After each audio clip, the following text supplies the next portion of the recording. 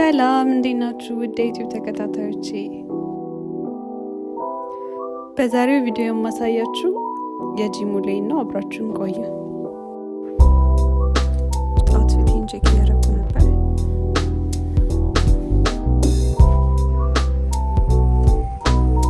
ከዛ በመቀጠል ትንሽ ቀለል ያለ ነገር ስለምፈልግ ኤድካ ሱፐርማርኬት ሄጃለሁ እና እዚህ ጋር እንደምታዩት የተለያዩ ጣፋጭ ፕሮዳክቶች አሉ።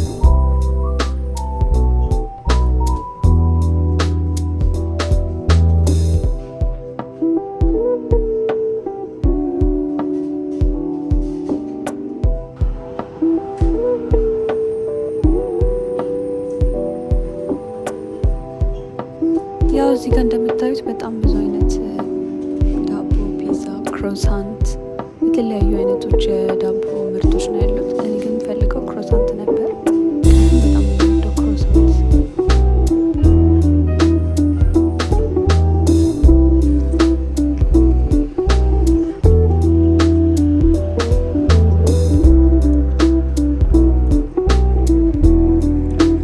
እዚህ ጋር ትሬናችን እንጠብቃለን ወደ ሆፓኖፍ ለመሄድ።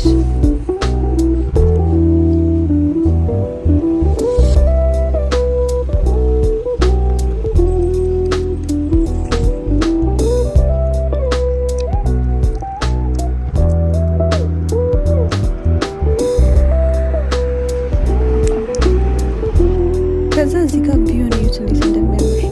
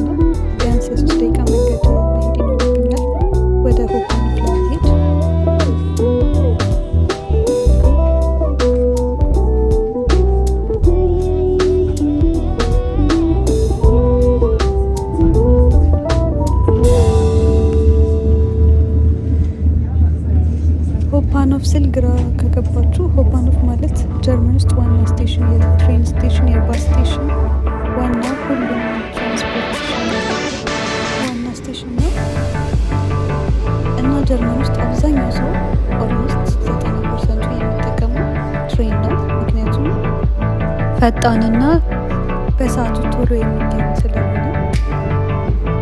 ጀርመን ውስጥ በጣም ትራንስፖርቴሽን ሲስተማቸው በጣም አሪፍ ነው። ከሆፓኖፍ ወደ ጂም ሚኒመም በባስ 5 ደቂቃ ይወስዳል።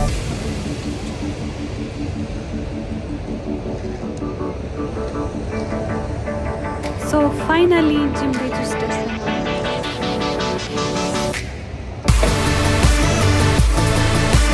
በነገራችን ላይ ጂም ስሰራ ነው